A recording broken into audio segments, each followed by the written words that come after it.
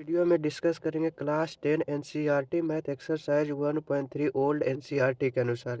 New NCERT में exercise 1.2 होगा।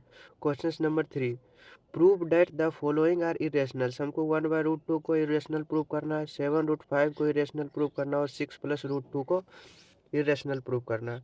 जब हम 1/√2 को इरेशनल प्रूव करेंगे तो क्या करेंगे, 1/√2 को रेशनल मान लेते हैं।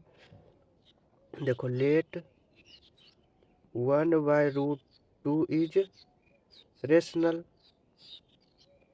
जब 1/√2 रेशनल हो गया तो हम लोग क्या करेंगे, 1/√2 को p/q के रूप में लिखेंगे, जहाँ जहाँ कहाँ q is equal to not zero होगा और p and q integer, p और q इंटीजर्स होंगे और p और q HCF of p and q equal to 1। मतलब p और q के फैक्टर में 1 कॉमन होना चाहिए। तो हम लोग जब क्रॉस मल्टीप्लाई करेंगे तो q इक्वल टू p/√2 होगा। ये इक्वेशन नंबर यदि फर्स्ट मान ले, इसको यदि स्क्वायरिंग बोथ साइड्स,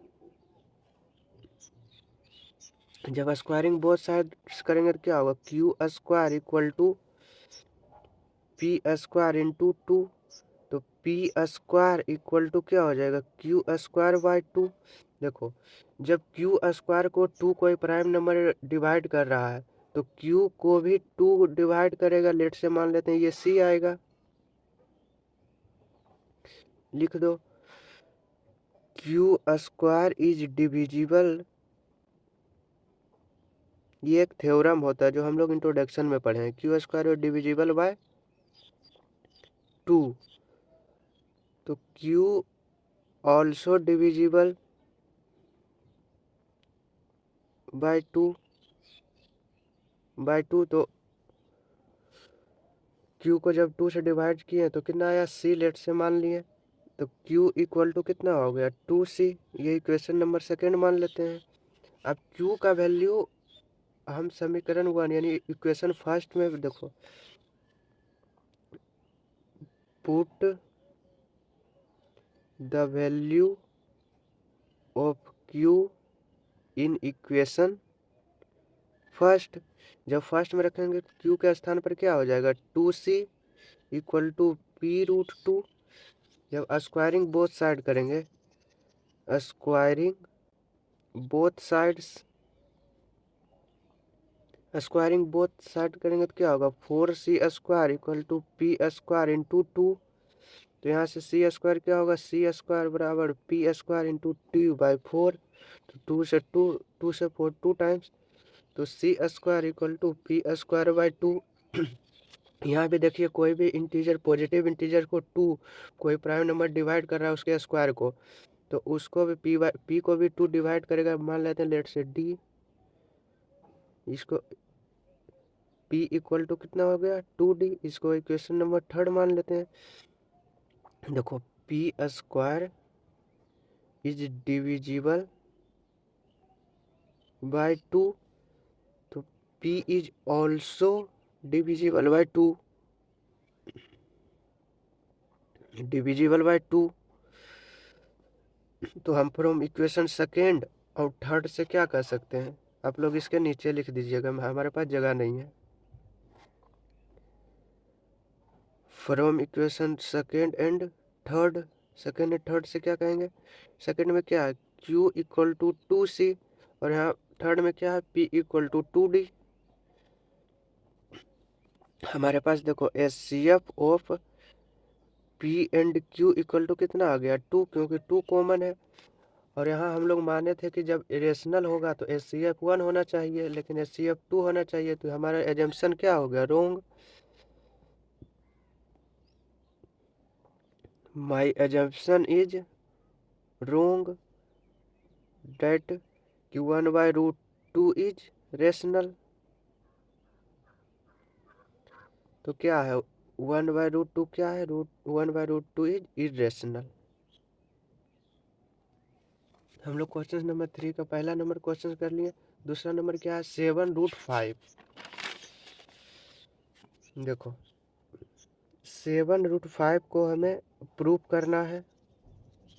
कि ये इरेशनल है, तो हम लोग मान लेते हैं जब इरेशनल प्रूव करना है तो लेट कर लेते हैं 7√5 इज रेशनल। जब कोई नंबर रेशनल होता है तो वो p/q के रूप में लिखा जाता है, where q is equal to not zero, और p एंड q क्या होना चाहिए, इंटीजर्स, और HCF of p and q equal to 1। तो यदि हम इसको क्रॉस मल्टीप्लाई करेंगे तो क्या होगा, 7√5q इक्वल टू p, या फिर आप इसको ऐसे ही रहने दो, देखो 7√5 इक्वल टू p/q ही इसको रहने दो, तो क्या होगा, √5 क्या है, इरेशनल नंबर एक साइड रख दो, और p/, मल्टीप्लाई में तो ये साइड आएगा, डिवीजन में हो जाएगा 7q। तो हम लोग कह सकते हैं इन LHS क्या है, √5 इज इरेशनल, और इन RHS p/7q क्या हो जाएगा, क्योंकि इंटीजर बाय इंटीजर क्या होता है, रेशनल, इज रेशनल। तो हम कह सकते हैं LHS RHS के इक्वल नहीं होगा, क्यों, क्योंकि ये रेशनल तो रेशनल के इक्वल नहीं होगा। तो अंत में लिख देंगे माई एजम्पशन क्या है, रोंग है, इज रोंग। मेरा एजम्पशन रोंग, कौन सा एजम्पशन, डेट की 7√5 क्या है, रेशनल, ये मेरा रोंग हो गया। तो सही क्या है, सही जो हमें प्रूव करने के लिए कह रहा था कि 7√5 is rational, hence 7√5 is irrational। और थर्ड नंबर क्वेश्चन क्या है, तीसरा नंबर क्वेश्चन 7+√2। तो 7+√2 हम लोग कैसे सॉल्व करेंगे, 7 है कि 6 है, 6+√2, देखो 6+√2 को हमें सोल्व करना है, तो क्या करेंगे, 6+ हम लोग मान लेते हैं लेट 6+√2 इज रेशनल। हमको इरेशनल प्रूव करना है तो हम लोग रेशनल मान लेंगे। तो 6+√2 इक्वल टू क्या हो जाएगा, p/q, p/q के रूप में फॉर्म में लिखा जाएगा, जहाँ q क्या होगा, q 0 नहीं होना चाहिए, और p एंड q क्या होना चाहिए, आर इंटीजर्स, और HCF of p and q क्या होगा, 1। आप लिखना चाहते हो जिस नंबर, दो नंबर का HCF 1 होता है उसे हम को प्राइम कहते हैं, तो p एंड q क्या है, को प्राइम। तो हम लोग इंटीजर को वो एक साइड लिख देते हैं और इरेशनल को एक साइड, तो p/q, तो q यदि लेंगे LCM तो 6q/p इक्वल टू √2 होगा।